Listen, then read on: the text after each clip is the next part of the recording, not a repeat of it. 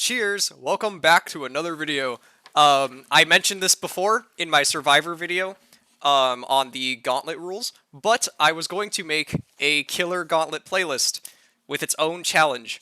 Now, for those of you who I hope have watched the Survivor one, if you didn't, then that's fine. I will explain that each killer, similar to the Survivor challenge, is going to represent a life, essentially.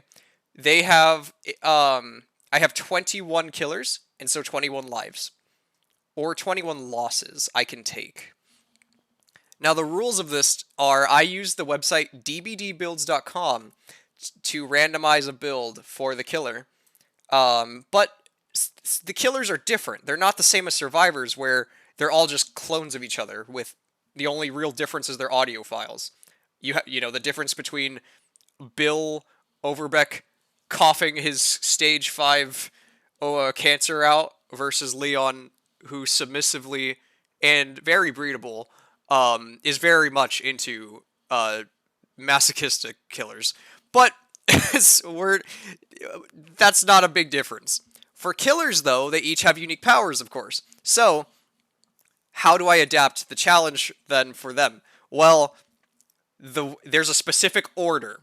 So, I have to randomize a build first, and then I have to follow my rule of I get one slot replacement of my own choosing from the and of course this includes any slot offering add-ons, items, perks, but I also get a removal, so I can remove something if I want in case it contradicts my powers or anything like that.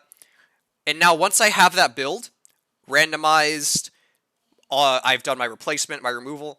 After that, I then pick which killer I want to play. This is important because if I picked my killer before the build, it could have sucked. Or it could have been amazing. I don't know. To me, that's too random. I think there's more strategy if I have the build first, I adapt it a little, and then I decide which killer do I think this build would complement. But what counts as a loss versus a win? Now, of course, I could have decided, what if I go with the standard 3 kills as a win or above? But the problem is that there are wildly unique or different tiered perks.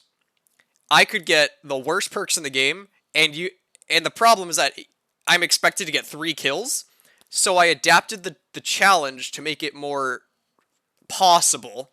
DBD Builds ranks perks. It has a ranking system of perks. You can go see it online. They have a S tier, an A tier, a B tier, and a C tier. Now, there's 4 of those. I'm going to correspond those tiers to the number of kills I need to win. And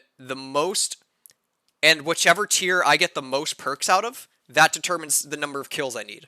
So if I have a build of 3 C tier level perks, C tier is corresponding to 1 kill. I just need 1 kill, that's it. God help me, just please give me a kill. If I have 3 S tier perks, I need to get 4 kills or I lose. Now, what if there's a tie? Because of course you could have 1 from each tier, you could have 2 from 2 separate tiers. If there's a tie, I simply will just pick the lower tier for the kill number. So that way it's not dragged out in an unfair way. Similar to Survivors, my bad, I should have explained. I have 21 killers. I need to succeed with my win condition that I just defined 21 times. So 21 unique builds, I need to succeed my win condition of kills with 21 killers. If I lose 21 times, I'm out. That's all my lives, all my killers gone. So I should talk about in the Survivor Challenge, if I died, I said that I could have the choice of carrying a build over to someone else of my choosing. I'm going to make the same rule here. If I lose a match, I don't get the kills I need, then yes, I will have the choice of carrying over a build. And of course, I would want to hear your thoughts. What should I have done? What would you have done? You know, what replacements would you have made? I would love to hear it, but that's totally fine if you don't want to say anything. So, the entity has called upon both sides, killer and survivor, to take up weapons of its own choosing. I wish us all good luck in the fog.